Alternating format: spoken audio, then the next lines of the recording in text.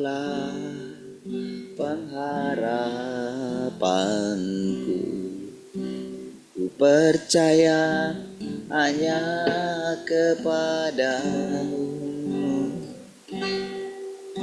Yesus Allah perlindunganku, Engkau yang selalu ku puji. Tuhan, Kaulah pengharapan. Tuhan, Kaulah pengharapanku, ku percaya hanya kepadamu. Yesus Allah perlindunganku, Engkau yang selalu ku puji. Mulutku penuh dengan pujian kepadamu ya Yesus Tuhan. Sepanjang hari ku beri penghormatan kepadamu ya Allahku. Sekali lagi katakan, Tuhan, Kaulah pengharapanku, ku percaya hanya kepadamu. Yesus Allah perlindunganku, Engkau yang selalu ku puji. Mulutku penuh dengan pujian kepadamu ya Yesus Tuhan. Sepanjang hari ku beri penghormatan kepadamu ya Allahku. Mulutku penuh kepadamu ya Yesus Tuhan. Sepanjang hari ku beri penghormatan kepadamu ya Allahku. Sepanjang hari ku beri penghormatan kepadamu ya Allahku, kepadamu ya Allahku, kepadamu ya Allahku.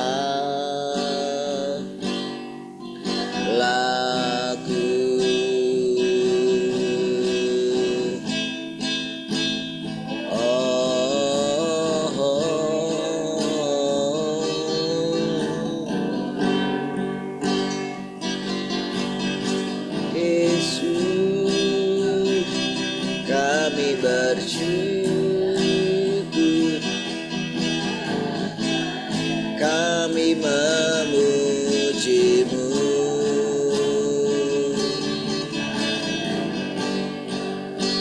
Kaulah pengharapan setiap kami Tuhan. Kaulah harapanku.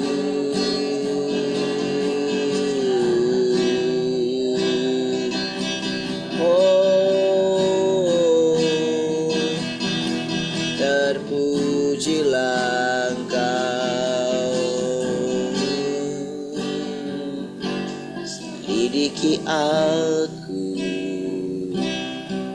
lihat hatiku, apakah ku sungguh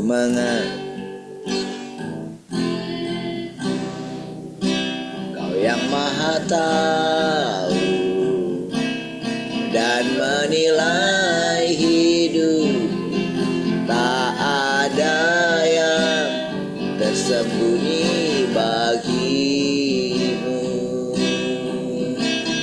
Telah kulihat kebaikanmu yang tak pernah habis di hidupku.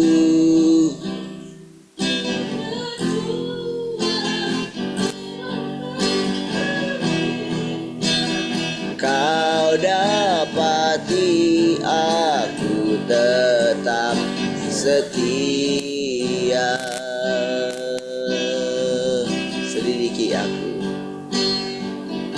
selidiki aku, lihat hatiku, apakah ku sungguh mengasihi Yesus yang maha tahu dan menilai hidup, tak ada yang tersembunyi bagimu. Telah kulihat kebaikanmu yang tak pernah habis di hidupku. Ku berjuang sampai akhirnya kau dapati aku tetap setia. Telah kulihat kebaikanmu yang tak pernah habis di hidupku. Ku berjuang sampai akhirnya kau dapati aku tetap setia. Ku berjuang sampai akhirnya kau dapati aku tetap setia. Kau dapati aku tetap setia. Kau dapati aku tetap setia.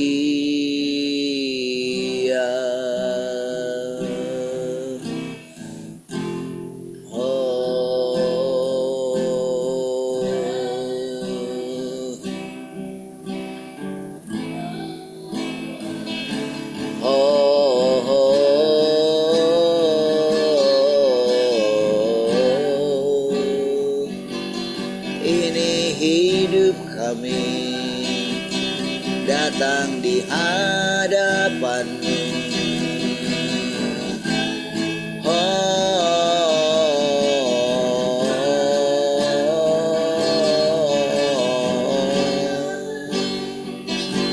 Ini hidup kami, ini hidup kami memuliakan-Mu.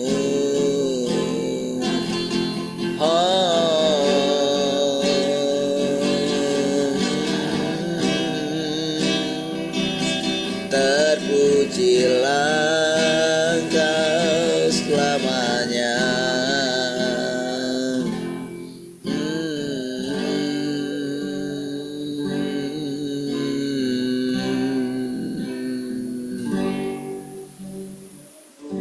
Haleluya. Terima kasih Tuhan, kami bersyukur pagi hari ini. Balik kami Tuhan, dari hadapan-Mu kami tundukkan hati kami sepenuhnya. Biar kiranya kami boleh kembali memandang wajah-Mu Tuhan lewat persekutuan kami dengan firman-Mu Tuhan. Terima kasih Tuhan. Singkapkan segala perkataan-perkataan-Mu Tuhan. Perkataan-perkataan-Mu adalah kehidupan bagi kami. Pujilah Engkau Tuhan. Haleluya. Mari kita yang mengasihi Tuhan sama-sama katakan amin. Baik. Shalom semua, selamat pagi.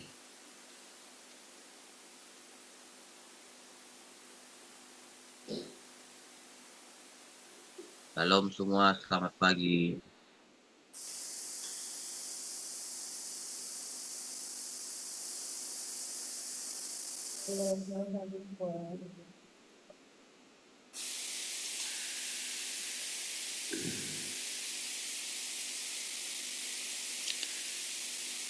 Semua, selamat pagi. Oke, baik ya. Ada di radio? Oh, enggak ada. Baik. Oke, mari kita mulai.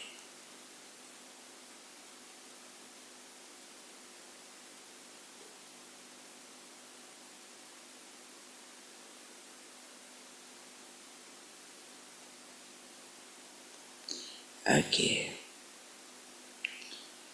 Misalnya, Paulus menulis surat kepada jemaat Galatia yang memuat pendapat tertentu, dan Petrus menulis surat yang lain yang mengemukakan pendapat lainnya. Manakah di antara keduanya yang berasal dari Roh Kudus? Tidak seorang pun bisa mengatakan dengan pasti. Dengan demikian, yang dapat dikatakan hanyalah bahwa mereka keduanya menanggung beban bagi jemaat-jemaat. Tetapi surat-surat mereka merepresentasikan tingkat pertumbuhan mereka. Surat-surat itu merepresentasikan perbekalan dan dukungan mereka bagi saudara-saudari dan beban mereka terhadap jemaat. Dan surat-surat itu hanya merepresentasikan pekerjaan manusia, tidak sepenuhnya dari Roh Kudus. Dengan kata lain, ini tidak dapat dikatakan sebagai firman Tuhan, gitu ya. Gitu ya sederhananya ya. Itu adalah perbekalan gitu. Dari pendapat pribadi, dorongan dari pribadi.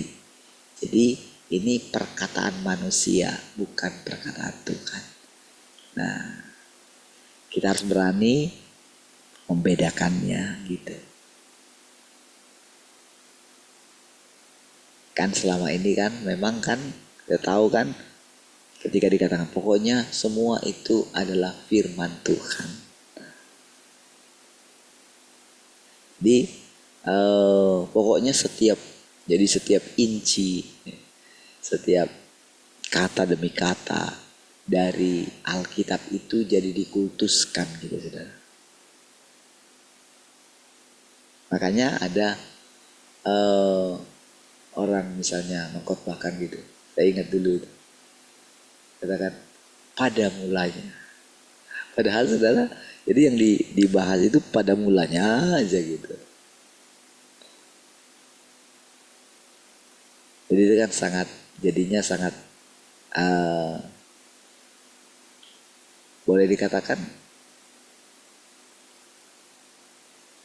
sangat ini sekali muatan daripada firman Tuhannya gitu. Hanya membahas pada mulanya aja karena itu ada di Alkitab. Jadi itulah yang diucapkan gitu. Jadi banyak memang akhirnya jadi seperti itu gitu. Karena kan bayangkanlah cuma itu saja yang dibolak-balik terus gitu kan.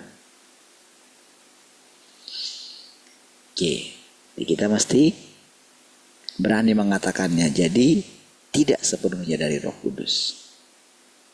Ya. Jika engkau mengatakan bahwa surat-suratnya adalah perkataan Roh Kudus, engkau tidak masuk akal. dan engkau melakukan penghujatan gitu. Surat-surat Paulus dan surat-surat lainnya dalam Perjanjian Baru setara dengan tulisan tokoh-tokoh rohani pada masa sekarang.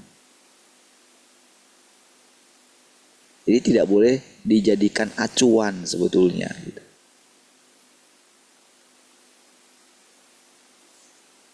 Namun yang terjadi kan seperti itu kan.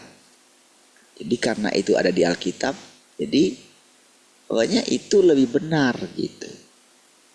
Makanya kan ada orang yang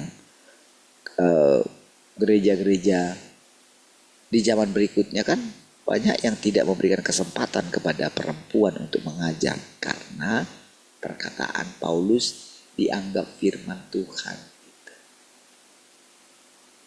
Ya kan? Tuhan Yesus apakah mengatakan seperti itu? Tidak.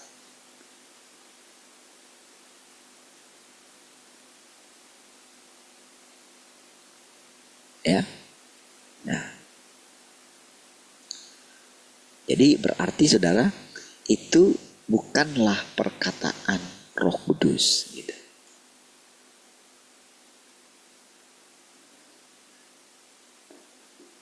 Surat-surat Paulus dan surat-surat lainnya dalam Perjanjian Baru setara dengan tulisan tokoh-tokoh rohani pada masa sekarang. Surat-surat itu sejajar dengan buku Watchman Nee atau pengalaman hidup Lawrence, ya, Brother Lawrence. Jadi banyak mereka kehidupan kerohanian di Cina itu, saudara, itu banyak dipengaruhi oleh tokoh-tokoh ini. Salah satunya itu Brother Lawrence ini. Ini kan sudah kita tahu jelas, tapi yang ini cukup banyak mempengaruhi mereka. Gitu. Jadi, dia itu menuliskan tentang hadirat Tuhan, bagaimana bersekutu dengan Tuhan ini, sudah kedalaman ini sebetulnya. Tulisan daripada Brother Lawrence ini dan lain-lain. Ada banyak lagi tokoh-tokoh yang senior ya. Hanya saja buku-buku tokoh rohani yang baru ini tidak dikumpulkan ke dalam Perjanjian Baru. Gimana kalau mau dikumpulkan, sudah panjang sekali. Tetapi hakikat orang-orang ini sama. Mereka adalah orang-orang yang dipakai Roh Kudus selama waktu tertentu. Dan mereka tidak dapat secara langsung merepresentasikan Tuhan. Kan mereka tidak mengatakan bahwa mereka adalah Tuhan gitu. Bukan maksudnya kalau ada orang yang mengatakan mereka Tuhan, maka mereka itu adalah inkarnasi Tuhan. Bukan. Dari perkataan-perkataannya, disitulah kita tahu apakah itu Tuhan atau hanya manusia yang dipakai oleh Roh Kudus. Gitu ya. Begitu cara membedakannya. Gitu. Injil Matius dalam Perjanjian Baru mendokumentasikan silsilah Yesus. Pada awalnya dikatakan Yesus adalah keturunan Abraham dan Daud dan anak Yusuf. Selanjutnya dikatakan Yesus dikandung dari Roh Kudus dan lahir dari seorang perawan, yang berarti dia bukan anak Yusuf atau keturunan Abraham dan Daud. Kan harusnya kan benar kan? Karena kan katanya anak dari perawan gitu.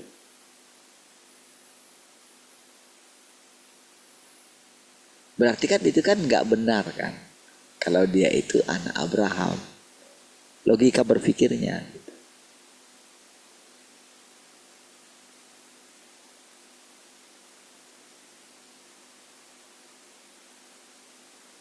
Nggak bisa dia dikatakan itu saudara secara sah gitu. Makanya Yesus pernah mengutip itu kan. Kalau dikatakan Mesias itu anak Daud, lalu kenapa Daud mengatakan bahwa dia itu Tuanku, katanya kan gitu. Ya.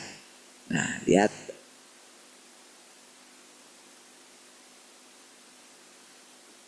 Namun silsilah itu bersikeras untuk mengaitkan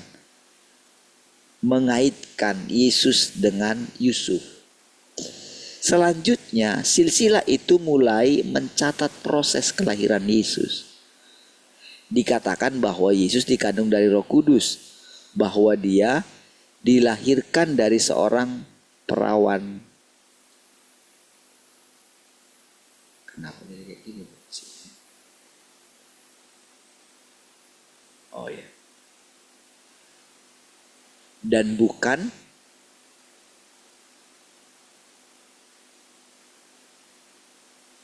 anak Yusuf.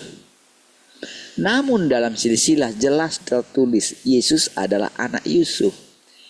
Dan karena silsilah tersebut ditulis sebagai Yesus, silsilah itu mencatat 42 generasi. Ketika sampai pada generasi Yusuf, dengan segera silsilah itu mengatakan Yusuf adalah suami Maria. Perkataan yang diberikan untuk membuktikan bahwa Yesus adalah keturunan Abraham. Tidakkah ini sebuah kontradiksi? Jadi pertanyaannya gini. Jadi kenapa ada silsilah itu? Kenapa Matius menulis silsilah itu? Apakah Roh Kudus menyuruhnya menulis itu? Gitu kan. Dengan firman Tuhan yang sekarang, dengan kita berhati-hati, perlahan-lahan gitu kan, maka kita harus berani mendengarkan penjelasan yang baru gitu. Ini bukan masalah mempersalahkan, bukan. Tapi sekarang ini tujuannya adalah untuk menyempurnakan pengetahuan manusia. Karena begitu kita sudah masuk ke area ini, saudara, ada banyak hal yang dikerjakan Tuhan dalam pikiran kita. Begitu kita menerima ini, maka langsung akan tersirat begini. Kita itu langsung, karena dulu kan ceritanya, kekristenan itu begitu mulai pisah. Pengikut jalan Tuhan ketika mulai pisah, sulit sekali saudara pisah dari Israel gitu, dari Yahudi gitu, dari Taurat, sulit sekali saudara.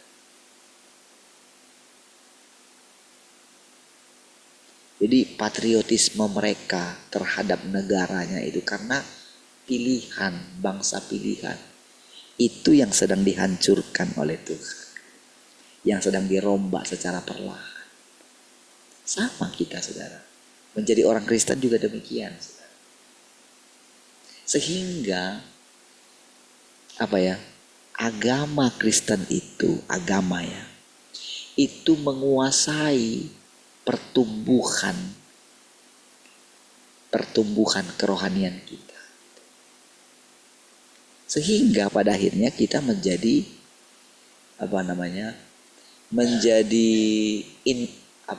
eksklusif gitu.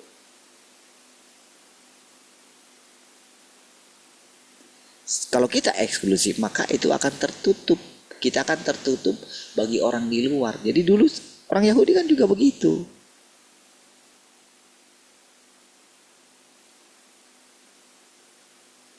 Gitu ya.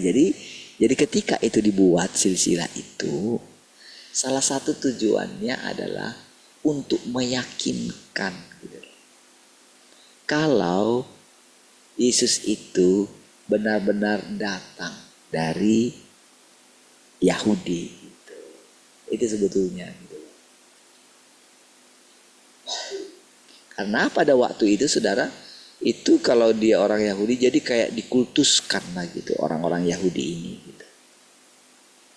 Jadi selalu kiblatnya ke sana, karena dulu kan belum ada bangunan gereja gitu. Karena kan dulu kan tidak boleh buat bait suci tandingan loh, bukan kayak gereja sekarang bebas semua gitu.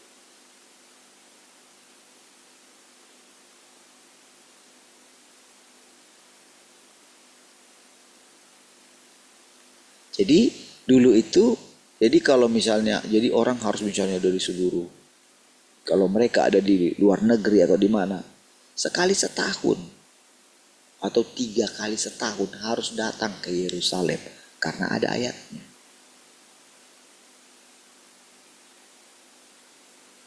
Harus pergi. Jadi kalau sekarang ini saudara, orang ini kan mereka katanya berhaji gitu. Mereka harus melakukan gitu. Walaupun tidak ditekankan kalau di gereja sekarang gitu. Ya. Nah, jadi perhatikan ada tujuannya mengatakan ini. Sekali lagi saudara, tak ada masalahnya jadi mendiskreditkan Matius di sini saudara. Itu adalah pengenalan dia pada waktu itu gitu. Namun apakah itu disuruh oleh Roh Kudus? Nah, nanti dulu gitu. Kita kesampingkan dulu gitu. Jadi tujuannya ini jelas-jelas saudara, kita itu mulai bisa membedakan nantinya mana perkataan Tuhan, mana perkataan manusia.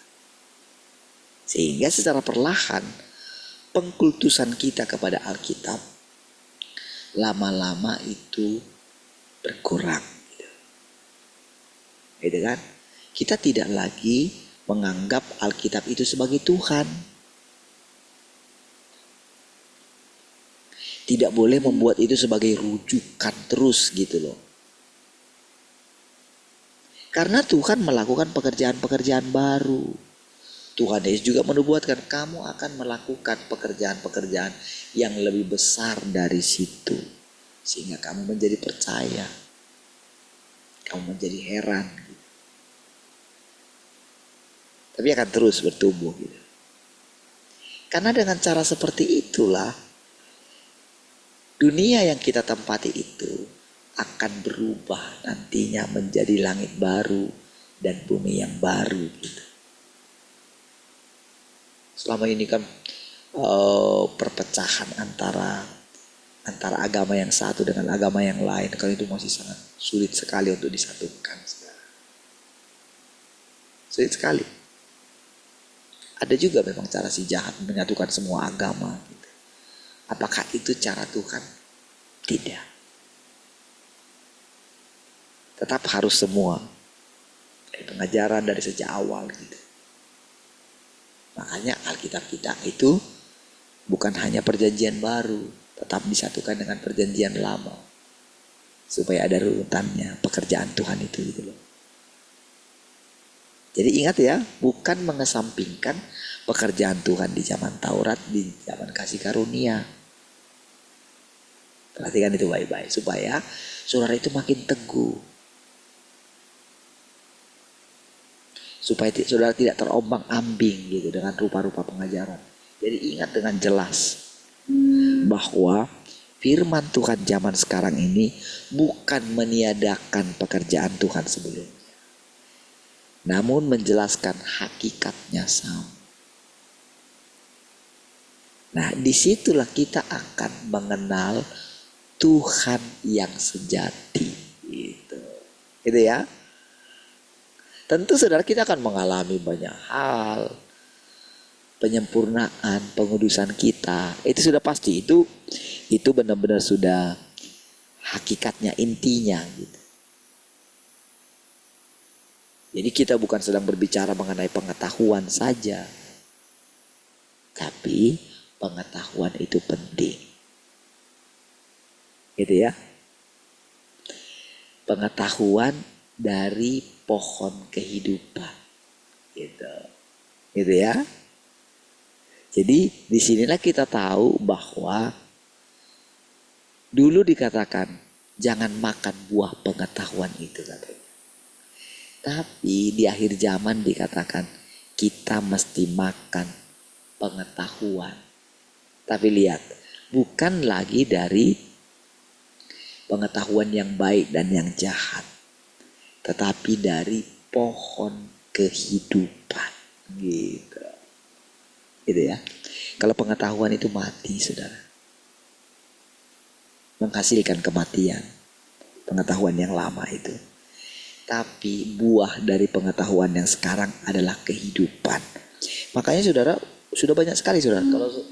Kalau kita mau ini ya, mau bandingkan diri kita dengan sekolah teologi yang manapun gitu, jauh lebih tinggi, saudara. Karena sekolah teologi yang manapun itu tak ada kepastian, saudara. Tidak ada, saudara, yang satu dengan sekolah teologi yang lain. Itu pasti punya perbedaan. Dan cerita-cerita di dalamnya pun itu bisa punya pemahaman yang berbeda-beda gitu loh. Iya.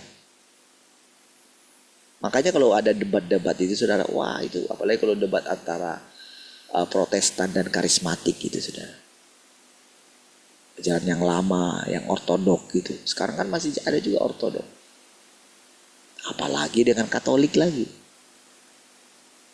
Mereka mengatakan mereka lah gereja yang itu, gereja yang kudus gitu. Iya, yang lain itu nggak kudus. Makanya mereka sangat ini sekali, saudara, dengan kepercayaan mereka. Oh, mana mau mereka disamakan dengan Kristen, nggak sama. Makanya di negara kita itu Kristen dan kalau Katolik itu sebetulnya dipisahkan agamanya kan, gitu, ya. Jadi lihat bagaimana caranya Tuhan menyempurnakan gerejanya, gitu, ya. Tidakkah ini sebuah kontradiksi? Katanya gitu. Silsilah dengan jelas mendokumentasikan garis keturunan Yusuf. Ini jelas silsilah Yusuf. Tetapi Matius bersikeras bahwa ini adalah silsilah Yesus. Ya kan? Lihat itu.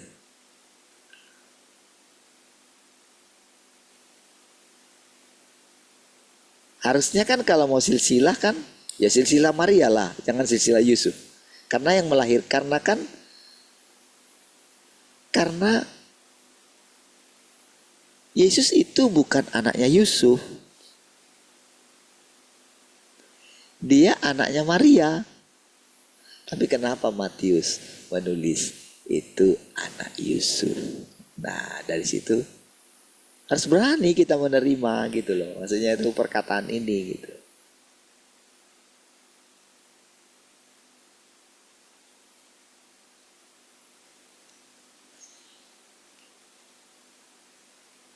Bukankah ini menyangkal fakta tentang Yesus yang dikandung dari Roh Kudus?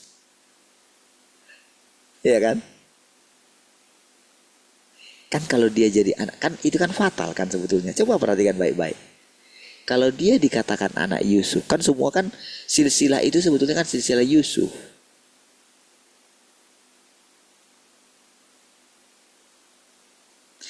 Kalau dia dikatakan anak Yusuf, berarti kebenaran yang mengatakan dia dikandung oleh Roh Kudus tidak benar dong jadinya, gitu loh. Iya kan? Tapi apakah selama ini kita sadari itu? Menurut saudara itu biasa? Enggak biasa itu, saudara.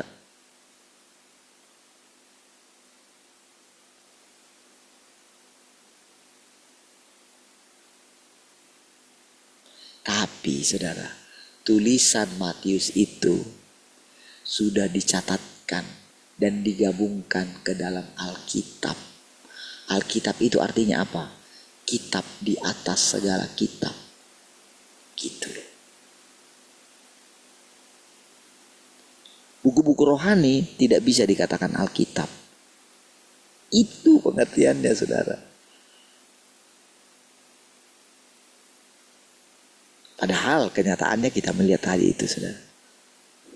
Perkataan itu, perkataan silsilah Yesus itu kayak membatalkan kebenaran yang mengatakan kalau Yesus itu dikandung dari Roh Kudus. Artinya pembuahan oleh Roh Kudus. Kira-kira kayak gitu loh. Kalau kita mau bawa secara biologis. Tetapi ingat, kelahiran Yesus tidak boleh disamakan dengan itu. Gitu ya. Karena di sorga tidak ada kawin mengawinkan. Di bumi lah ada beranak cucu. Di sorga nggak ada beranak cucu. Makanya semua kita memanggil Allah itu Bapa. Nggak boleh karena anak kita, ini anak kita panggil Allah itu Bapa. Lalu anak kita memanggil Allah itu Opung gitu. Makanya kan orang Batak kan bilang Opung mula jadi nabolon katanya.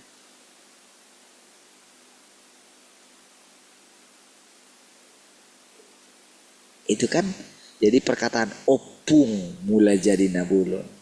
Itu kan membatalkan doa yang diajarkan oleh Tuhan Yesus kan. Gitu ya. Kira-kira kayak gitu sederhananya. Ya. Jadi bukankah itu menyangkal bahwa fakta tentang Yesus yang dikandung dari Roh Kudus?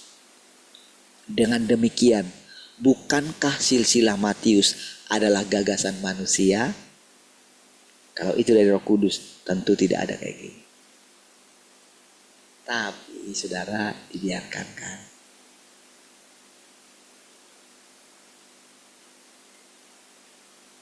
Orang-orang yang tidak mau menundukkan dirinya akan mengesampingkan ini. Tapi orang-orang yang mau belajar, perhatikan hati saudara. Ketika saudara mendengarkan semua perkataan-perkataan ini. Di awal, sejak dulu gitu ya. Ketika saudara mendengarkannya, perhatikan apa yang saudara dapatkan. Apakah sekedar pengetahuan? Atau apakah saudara memperoleh kehidupan? Apakah saudara mulai melihat diri saudara itu benar-benar merdeka gitu? Apakah saudara benar-benar sekarang sedang diajar guru di atas segala guru? Roh Kudus guru di atas segala guru. Apakah saudara merasakan selama ini Roh Kudus itu mengajari saudara secara pribadi? Gitu loh. Oh, kita itu makin lama kan makin punya ekspektasi kan. Bayangkan setiap hari kita bisa lapar dan haus akan Tuhan. Tadinya kita mungkin yang masih ngantuk-ngantuk gitu kan ketika bangun. Begitu kita masuk dalam persekutuan, ketika kita mau persekutuan firman, lihat semangat kita tumbuh setiap hari. Iya.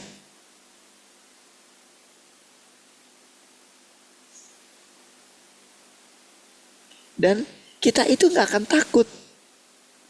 Kita akan sesat karena apa? Iman kita. Gitu. Iman kita diajar. Kami yakin kalau kami belum bisa memahami sekarang dengan jelas, nanti secara perlahan dan pasti Roh Kudus akan menjelaskan. Karena Roh Kudus ada di dalam saya, ada di dalam saudara. Keyakinan itu akan timbul saudara dalam hati saudara. Iya, harus timbul itu dalam hati saudara. Jadi itu yang membuat saudara kita itu semakin hari akan mengutamakan persekutuan ini gitu. Ya kalau ada rekamannya minimal harus benar-benar fokus untuk mendengarkan ulang kalau misalnya tidak bisa ikut di persekutuan ini. Harus punya waktu benar-benar, jadi tidak sambil lalu aja gitu. Harus benar-benar mendengarkan secara ulang dengan serius. Harus menggantikan persekutuan kita pagi ini. Kalau misalnya saudara nggak bisa, ada yang nggak bisa gitu kan, nggak bisa mendengarkan secara fokus, cari hari lain, korbankan. Itu diperhatikan oleh Tuhan. Gini loh, belajar kita di kaki Tuhan itu, jadi itu untuk membuktikan apakah kita benar-benar datang kepada Tuhan. Itu dicatat semua itu loh saudara. Diperhatikan gitu. Ya tapi kalau misalnya, kan saudara punya alasan yang gak ikut gitu kan. Punya alasan, oh aku inilah, aku itulah gitu kan. Oke, punya alasan.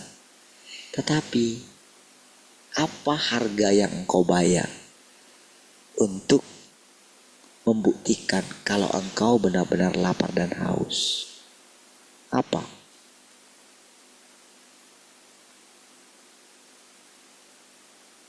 Ya kan, sebagai gantinya itu apa?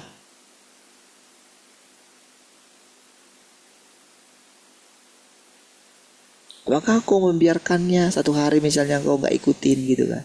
Ada rekamannya.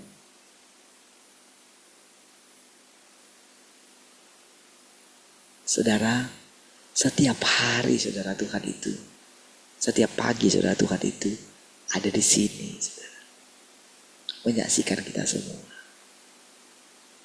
Apakah itu muluk-muluk? Tidak, itu kebenaran. Bukankah Tuhan menyertai kita sampai akhir zaman katanya? Apakah itu bisa batal? Mana bisa batal itu saudara? Nggak bisa batal.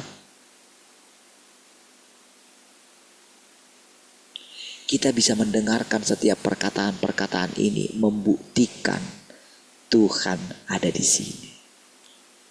Iya. Oh kan kita sudah belajar gitu. Apa gunanya kita meninggikan manusia biasa ini? Kan gak ada gunanya. Kita semua manusia yang rusak. Tapi ketika kita 2-3 orang berkumpul di dalam nama Tuhan, percayalah, aku ada bersama dengan kamu katanya. Itu kan iman kan?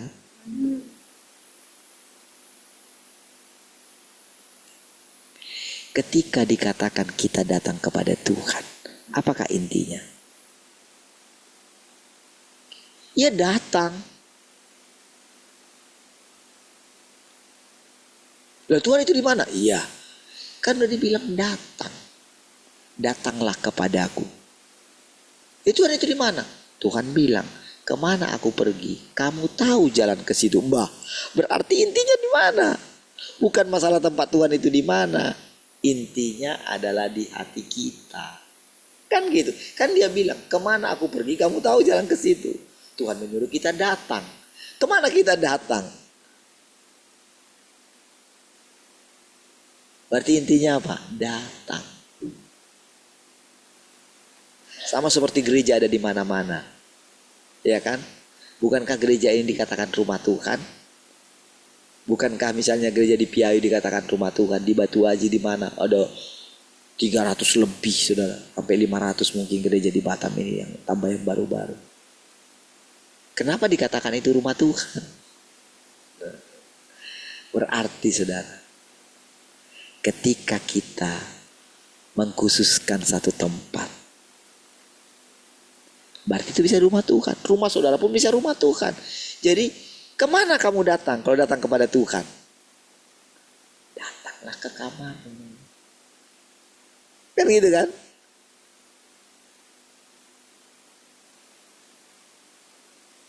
Simpel kan? Tuhan ada di hati kita.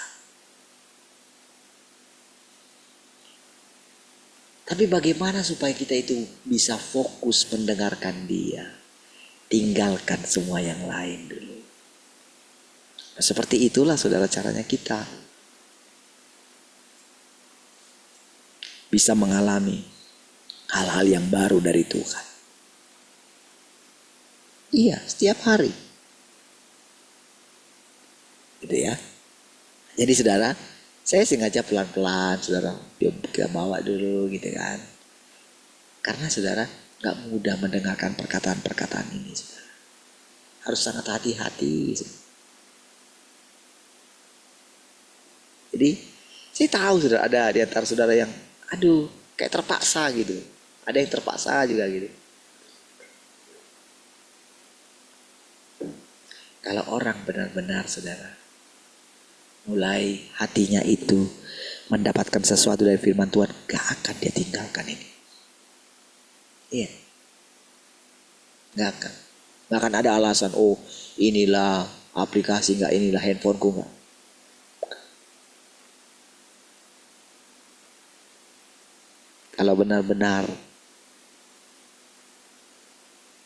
Kalau benar-benar menemukan Tuhan setiap hari, gak mungkin meninggalkan persekutuan ini. Gak mungkin.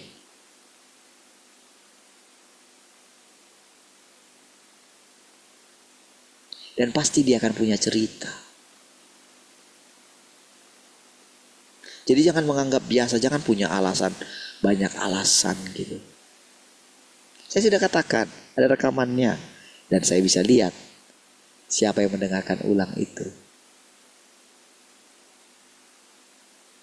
Tahu kan?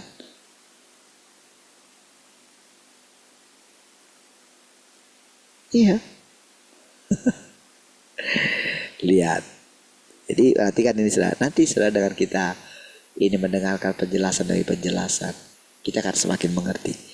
Dan kita diajarin gini, apa yang engkau lihat perubahan di dalam dirimu ketika engkau mendengarkan semua perkataan-perkataan ini? Apa yang sudah berubah dalam dirimu ketika dalam 3 tahun ini engkau sudah mendengarkan firman Tuhan? Coba lihat hatimu, coba lihat mukamu. Iya saudara.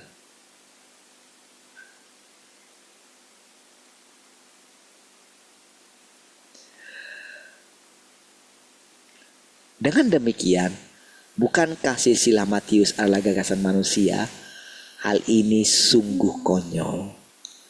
Beginilah caramu mengetahui bahwa kitab ini tidak sepenuhnya berasal dari Roh Kudus. Jadi ketika perkataan Tuhan ini mengatakan itu bukan semua dari Roh Kudus, dia jelaskan gitu, diajarin kita gini loh. Diajarin secara detail gitu, gini kan. Kan dikatakan tadi di awal gitu kan. Coba, katanya Yesus dikandung dari Roh Kudus. Tetapi kenapa Matius mengatakan memasukkan silsilah Yesus? Padahal itu silsilah Yusuf, bukan silsilah Yesus. Yesus kan jelas-jelas dikandung dari Roh Kudus. Mana bisa itu jadi silsilah Yesus? Iya kan?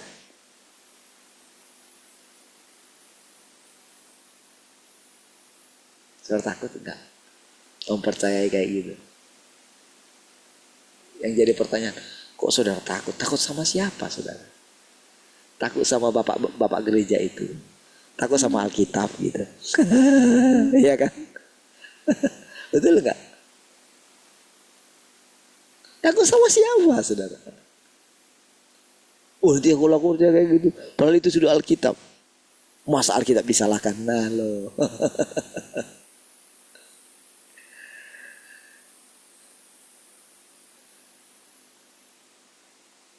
Makanya saudara, ketika saya katakan sama saudara ya, ketika orang misalnya mengatakan saya nggak bisa ngajar pemuritan itu, saya itu bisa mengatakan begini.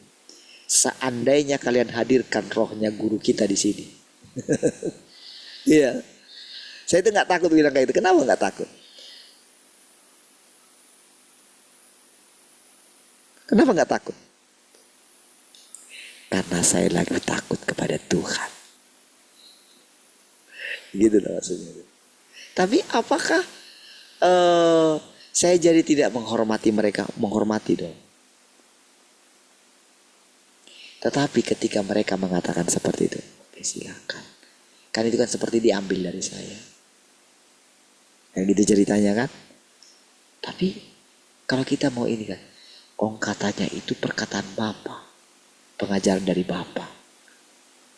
Loh, kok mereka ambil itu jadi milik mereka gitu. Nah itu sumbernya dari Bapa, berarti kalau itu mengatakan itu punya mereka, berarti itu bukan perkataan dari Bapa. Karena itu mengatakan itu punya mereka. Perkataan Bapa itu untuk semua orang harusnya.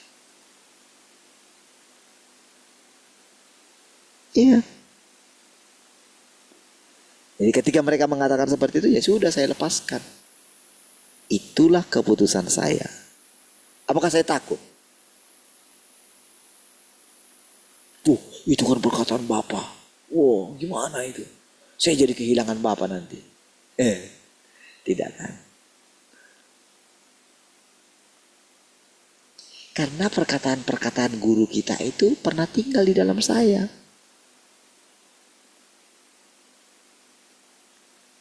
Gitu loh. Jadi ketika kita cara perlahan gitu ya, diajarin gitu, memang iya melalui mulut saya, melalui saya. Tapi apakah saya tidak mengalami pertumbuhan sama seperti saudara?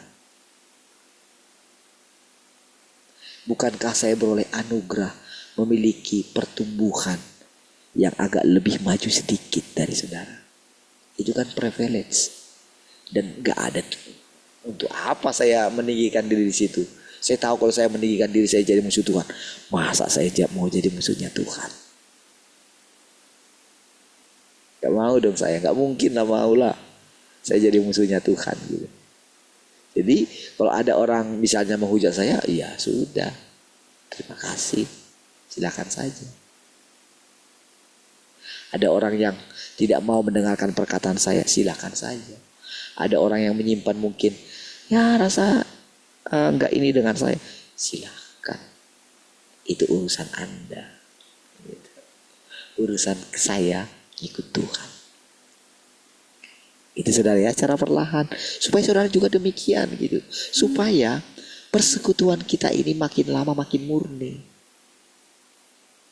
Ada orang yang tampaknya di depan mungkin oke gitu, tapi di belakang, oh kita semua dimurnikan di sini, membuat kita transparan, apa adanya. Makanya setiap kali kalau misalnya ada, ketika saya ini kalau misalnya nggak transparan gitu ya, maksud itu nggak terbuka gitu loh, kayak menyimpan sesuatu, tapi ketika mau ditanya, oh enggak kok, enggak. Bisa kayak gitu gitu. Harus apa adanya gitu. Jangan menyimpan sesuatu gitu. Jadi kita sedang dibersihkan di situ. Nanti kita akan lihat saudara hasilnya. Betapa indahnya kalau kita itu terbuka satu dengan yang lain.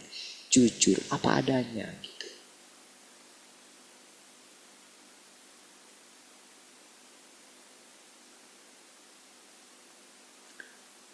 Ya. Mungkin ada jam berapa? Oh masih agak lumayan.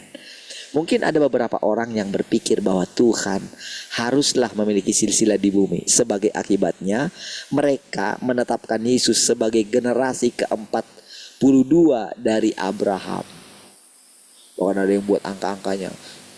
7 generasi setelah ini ada peristiwa-peristiwa apa sih itu. Aduh. Kalau orang menyelidiki Alkitab ya, wow itu mengagumkan saudara.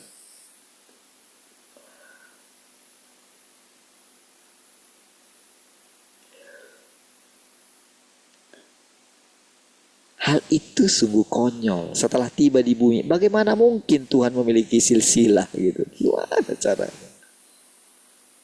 Tuhan kok memiliki silsilah gitu? Gimana caranya? Berarti kalau dia memiliki silsilah, dia bukan ciptaan baru lagi loh saudara. Bukan manusia baru lagi saudara. Yesus itu saudara. Lah, orang lahir dari yang lama. Ya yang lahir dari lama, yang lahir dari ciptaan yang lama, yang manusia lama. Jadi kalau dikatakan Yesus itu anak Yusuf, ya berarti dia manusia lama, bukan manusia baru dong. Masa Tuhan punya silsilah? Nah gitu loh saudara. Makanya Tuhan mengatakan dulu kan, siapakah ibuku katanya. Itu sih di situ langsung saudara, Tuhan Yesus sebetulnya sudah membatalkan itu gitu.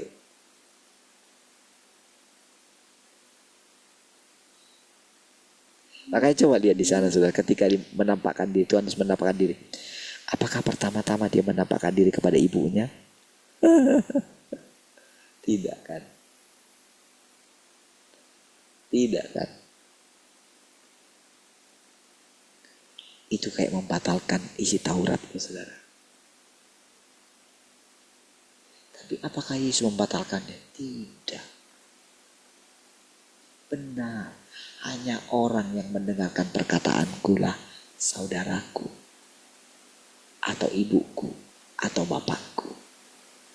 Gitu loh.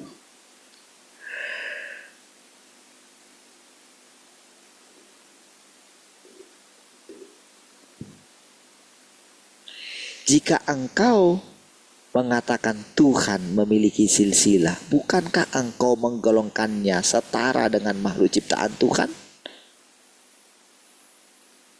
Lalu engkau panggil dia Tuhan. Ya situ engkau panggil Tuhan.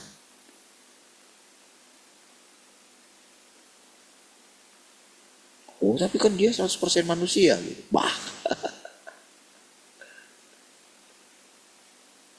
Yang mau ditonjolkan justru Tuhannya.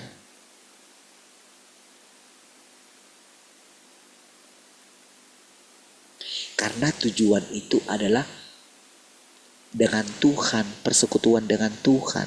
Itu yang tertinggi. Bukan dengan manusia. Oke? Ya.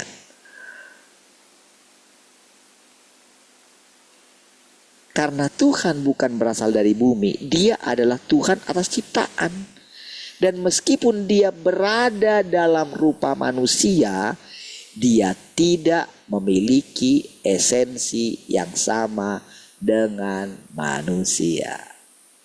Esensinya tetap adalah Tuhan, sekalipun dia menjadi manusia. Nah, di situ jelas ya.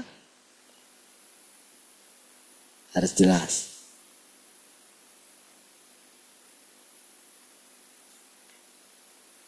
Nanti saudara akan makin jelas, kita akan mengerti nanti. Terus gimana kalau dengan kita? Gimana dengan Tuhan yang berinkarnasi? Bagaimana dia? Kan katanya kita mesti mengenal dia ketika dia itu berinkarnasi di dalam kita gitu. Dia jelaskan awal kita menjadi umatnya lah, kita menjadi anak sulungnya lah. Gitu kan. Kenapa dikatakan kita menjadi anak sulung? Berarti kan kalau kita anak berarti kan ini kan kita itu kan berarti kan sama kan jenisnya Allah kan. Nah, apa permasalahannya di sana? Apa bahayanya? Kalau seseorang itu menganggap dirinya Tuhan, apa masalahnya di sana? Itu Tuhan pagari kita sudah.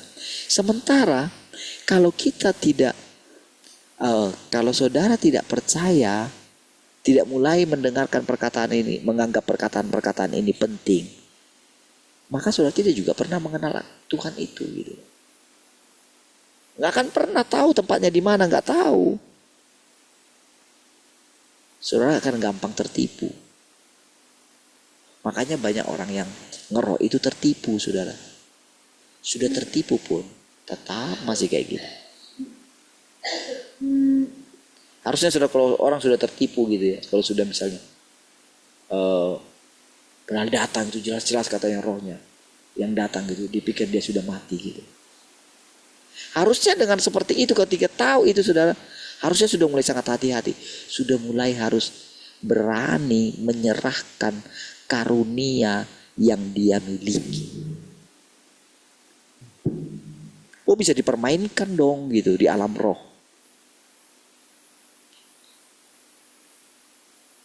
Cara terbaik untuk mengenal yang benar adalah berani lepaskan itu.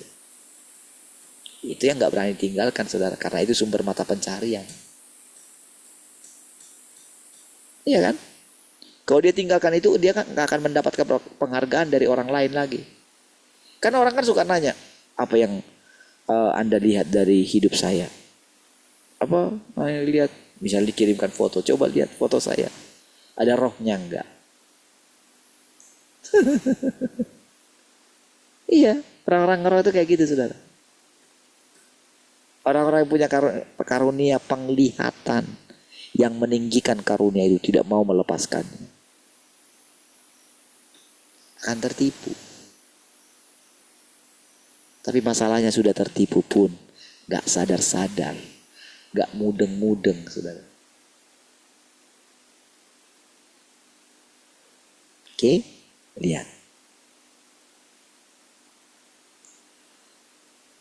Dan meskipun dia adalah Tuhan atas ciptaan, dan meskipun dia berada dalam rupa manusia, dia tidak memiliki esensi yang sama dengan manusia.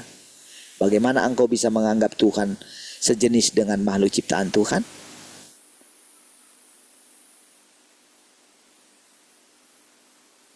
Abraham tidak dapat merepresentasikan Tuhan.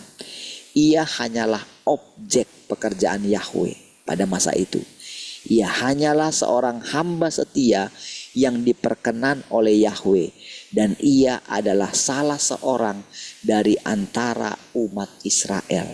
Bagaimana mungkin ia merupakan nenek moyang dari Yesus?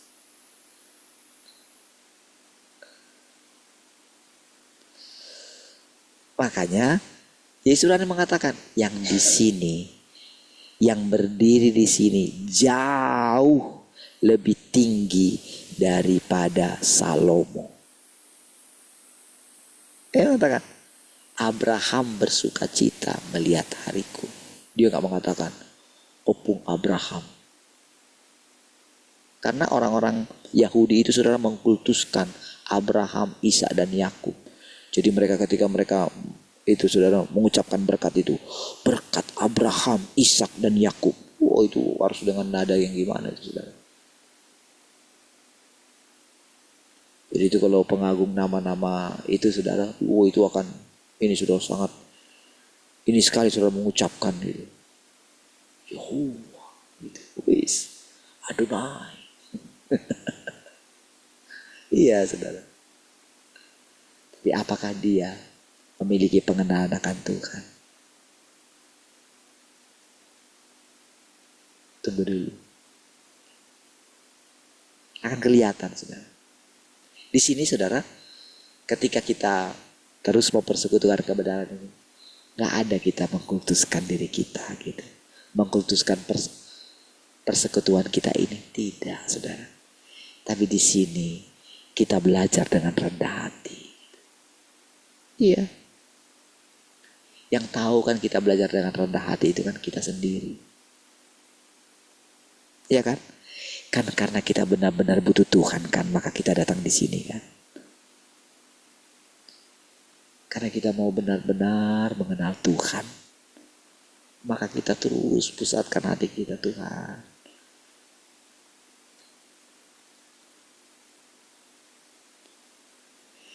Siapakah yang menulis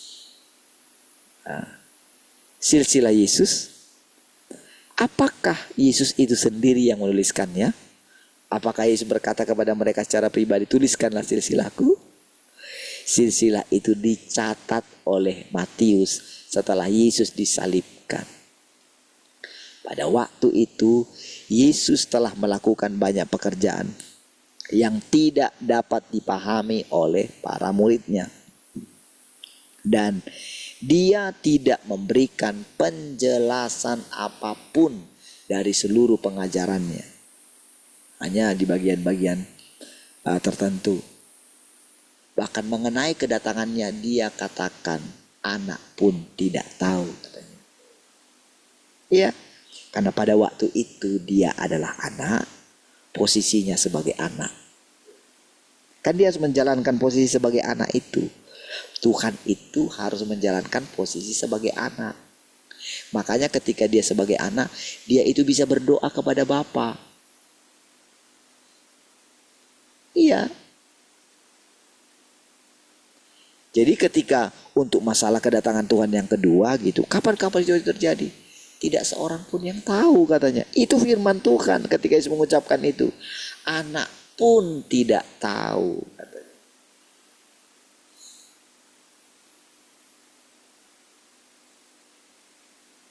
Gitu ya. Jadi banyak sekali dari perkataan-perkataan Tuhan yang tidak bisa dijelaskan oleh manusia.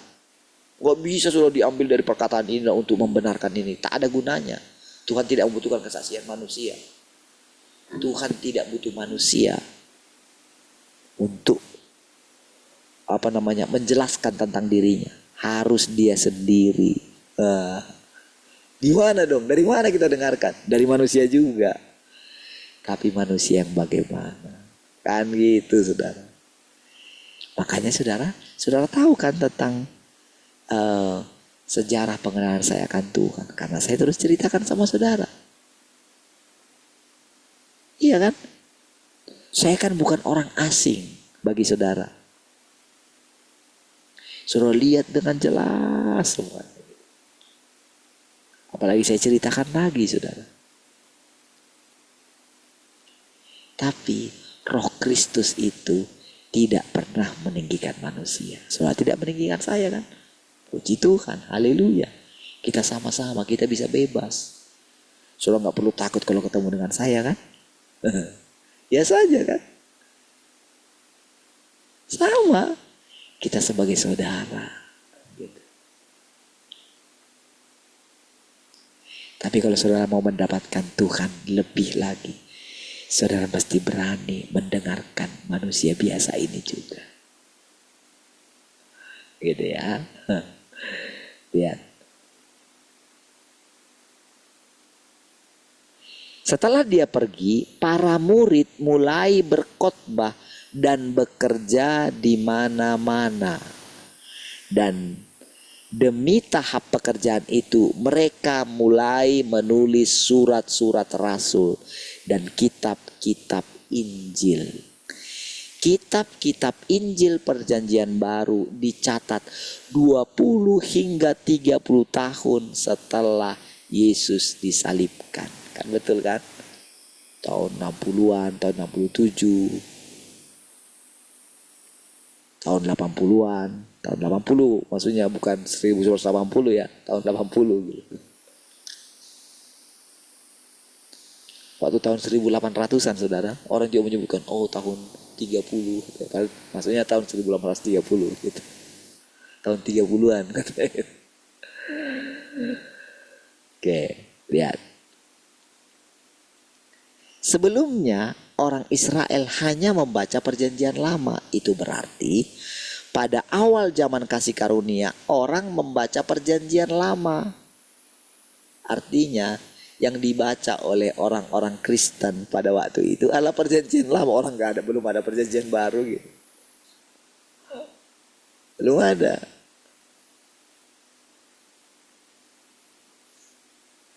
Namun setelah agak mulailah ada surat-surat kan gitu.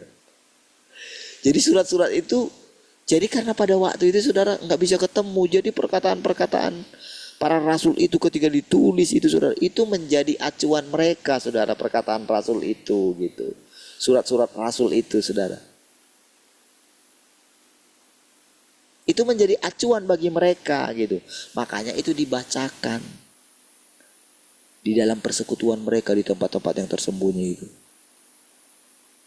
Ini kemarin, mari kita coba perhatikan. Ini surat yang ditulis oleh Paulus untuk kita, dibacakan itu di depan gitu kan. Lalu yang dituakan di situ akan mencoba menjelaskan maksud daripada tulisan atau surat daripada Paulus itu. Gitu loh. Jadi prosesnya dulu seperti itu kekristenan itu. Nah, namun setelah sekian lama waktunya gitu, baru kira-kira tahun 300-an dibuatlah itu menjadi perjanjian baru gitu loh saudara. Dikumpulkanlah semua itu. Gitu ya. Dilihat.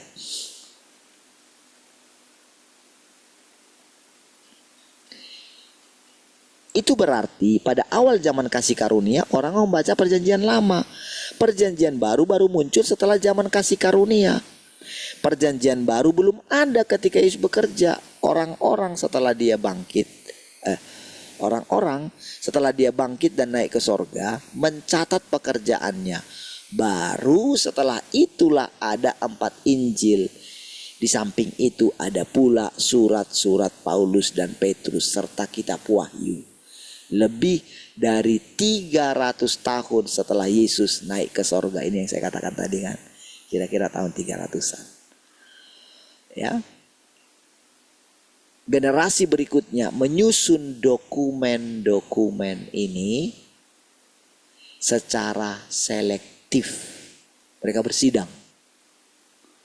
Dan baru setelah itulah terdapat Alkitab Perjanjian Baru. Baru setelah pekerjaan ini selesai, ada perjanjian baru. Perjanjian baru tidak ada sebelumnya. Tuhan telah melakukan semua pekerjaan itu. Dan Paulus serta rasul-rasul lainnya telah menulis begitu banyak surat kepada jemaat di berbagai lokasi.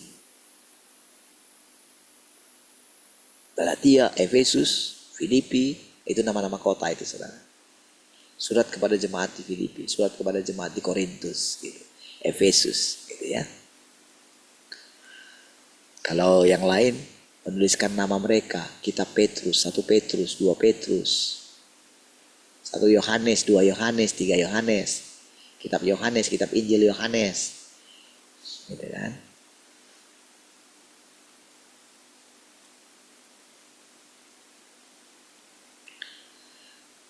Orang-orang setelah mereka menggabungkan surat-surat mereka dan menambahkan penglihatan terbesar yang dicatat Yohanes di Pulau Patmos, yang di dalamnya dinubuatkan tentang pekerjaan Tuhan pada akhir zaman. Orang membuat pengaturan ini yang berbeda dari perkataan zaman sekarang.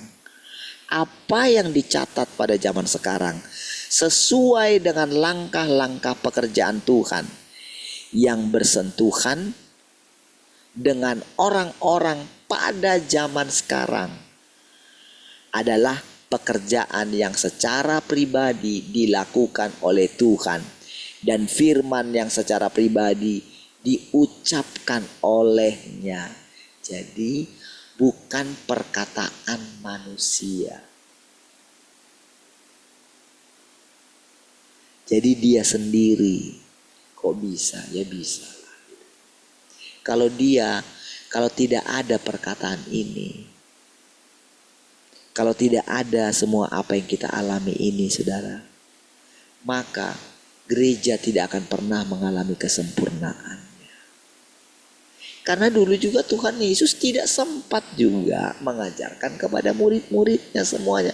Kenapa tidak sempat? Karena belum waktunya. Kenapa dia tidak mengajarkan? Belum zamannya. Karena zaman itu adalah zaman kasih karunia. Pekerjaan Tuhan Yesus pada waktu itu adalah pekerjaan penebusan gitu loh. Artinya kalau tidak ada Tuhan yang berinkarnasi, yang datang kedua kali ini, tidak akan ada keselamatan yang sempurna gitu loh. Kan terbukti, saudara lihat saja saudara. Seharusnya saudara orang-orang yang mengatakan diri mereka pendeta besar yang luar biasa, harusnya mereka jujurlah gitu loh.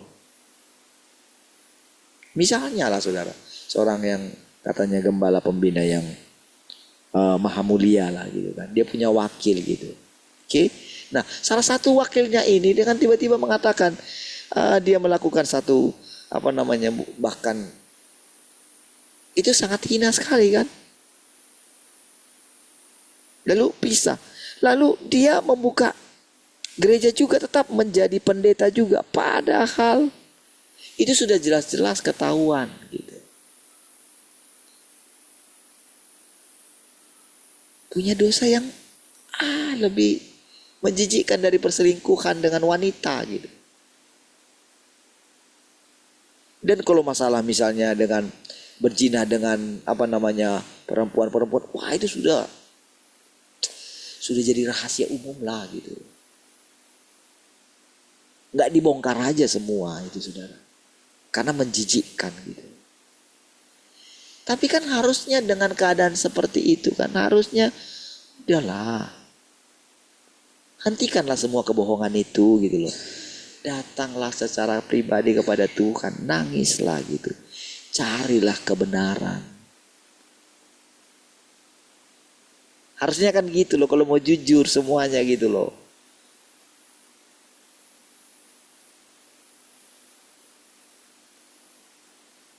Kalau mau jujur, kalau dengan keadaan itu bolehkah dikatakan dia masuk sorga gitu? Beranikah dia mengatakan dia masuk sorga gitu?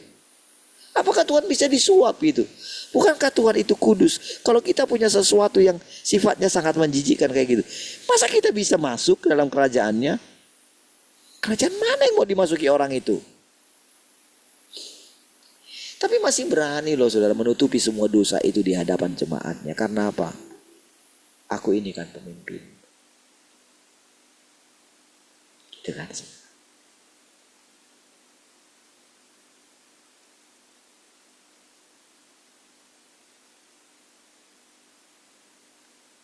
Itu sebabnya saudara, mereka tidak pernah mencari kedatangan Tuhan yang kedua kali. Mereka tidak pernah menyelidiki itu, saudara. Ada orang mengatakan, Tuhan sudah datang. Wah, mereka mengatakan, di mana dia? Mereka mengatakan, perempuan. Wah, langsung dihujat, saudara. Langsung gak mau dengerin, saudara. Perempuan kok. Mana mungkin Tuhan itu datang perempuan. Mana Tuhan itu? Harusnya dia buat mujizat lah. Harusnya keluar api dari mulutnya. Aduh. Apa Tuhan gak bisa lakukan? Bisa, saudara. Tapi kan, ya untuk apa, saudara? Orang tujuan dia untuk menaklukkan. Kalau dari dulu dia itu mau menghancurkan iblis dengan api. Ngapain? Iblis juga bisa mengeluarkan api dari mulutnya juga gitu. Mau perang api gitu. Apa begitu Tuhan menghancurkan iblis, membinasakan iblis gitu? Apa seperti itu?